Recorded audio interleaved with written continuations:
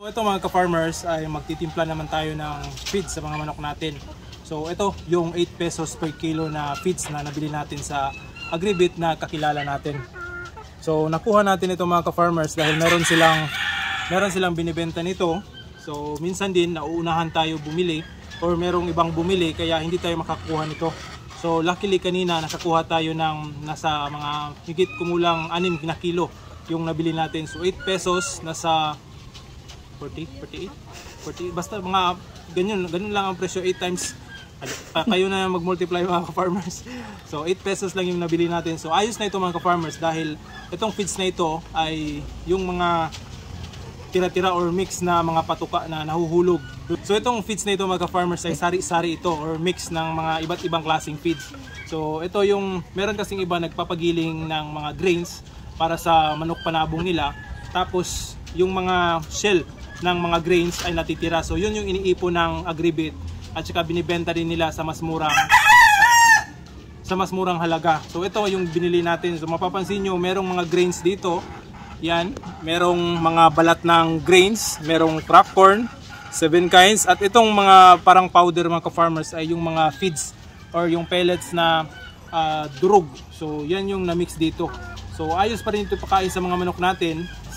Pwede natin, especially kapag mga native yung mga manok nyo. So ito ay goods talaga ito. Hahaluan ng, kahit itong mixture natin ngayon ay sapal ng niyog, ito at saka yung molasses lang yung imimix natin. So napakatipid talaga.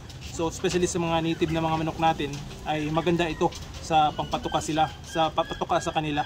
So ito imimix natin at yun lang, simpleng ingredients lang ito.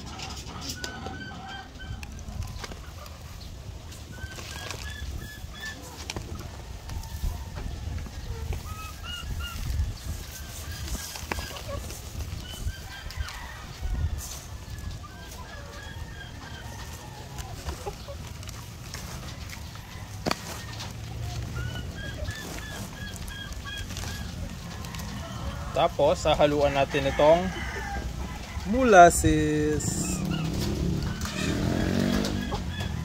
Wapo na po ang din.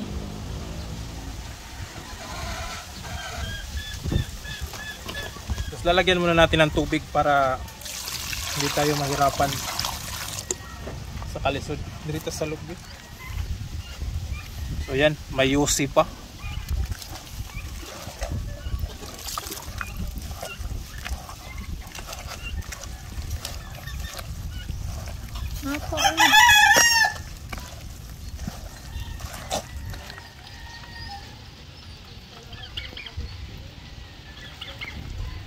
So ito mga ka-farmers, natapos na nating ma-mix yung ating patuka. So ang una nating papakainin nito ay yung mga pabo natin.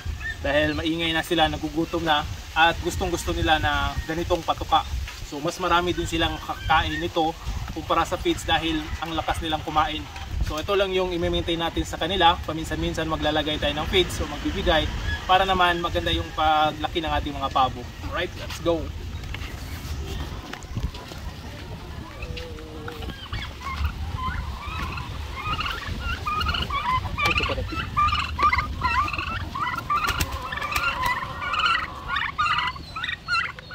Kain lang kayo, ladies.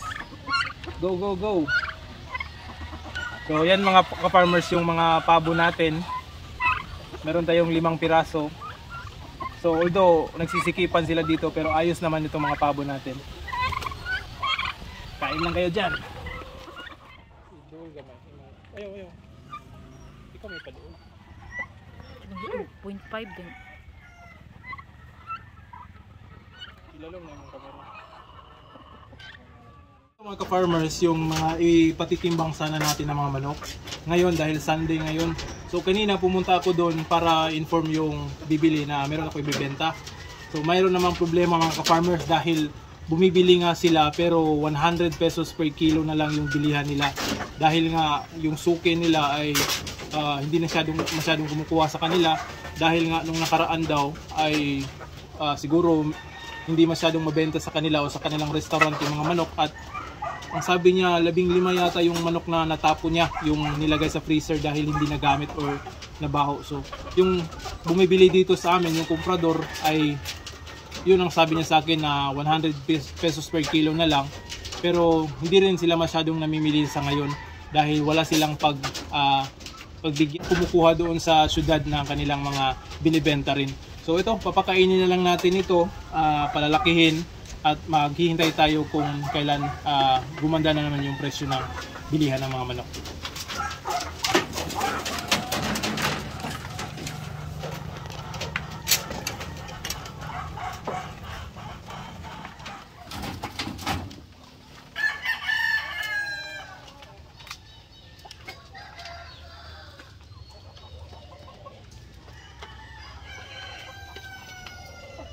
Buulo.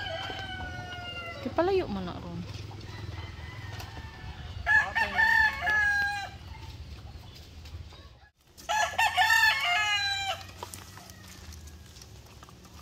Tugos kay sila maklaro. Hey, kuha na sa iyo.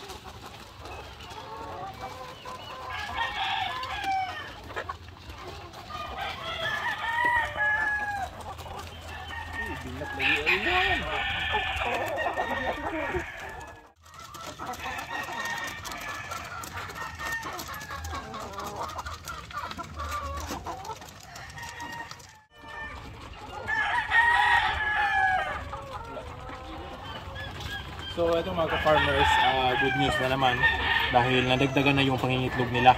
So titingnan natin kung ilan yung mga itlog na makukuha natin ngayong hapon.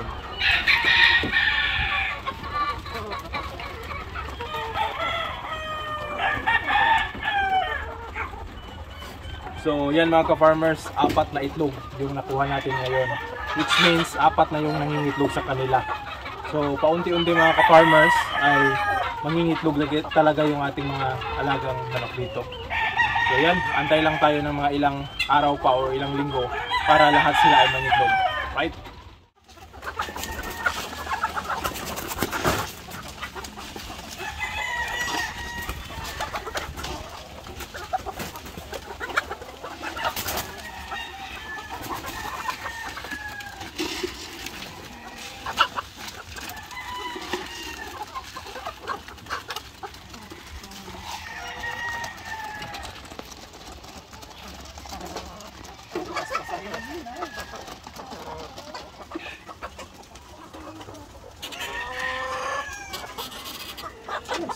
Wala? So wala pa rin yung pangingitlog dito sa bar drop natin. So ito tuloy-tuloy yung iinom din natin. So ito may halo itong egg 1000.